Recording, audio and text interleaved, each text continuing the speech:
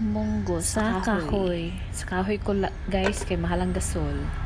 Man giandam nako ang kamatis, sikwa o sayuti, tapos ibutangan din ako okra. Tapos kalabasa. Para lagay sa atong munggos na gulay guys. Mo ni siya ang pinaka low budget nga sudaan. Kay wala man mi sudaan, so nagulay ra ko. Mora ni akong nakita sa kusina nga akong maluto. Mo na siya. Sustansyado pa kaayo na siya guys. Kay among munggos protein na kalabasa daghan kay siya sustansya makuha. So muna na siya no. Yeah. Salamat ra pud ko no kay akong mga anak ang paugulay.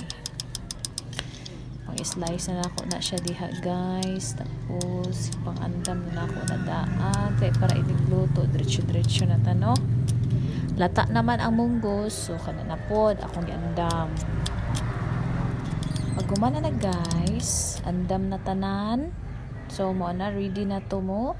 Igisa na nato ang kamatis, ang lamas, ang kalabasa, ang sayuti, ang okra o gisagula na dayon nato o yellowfin nga isda. Duha lang na siya ka slice guys.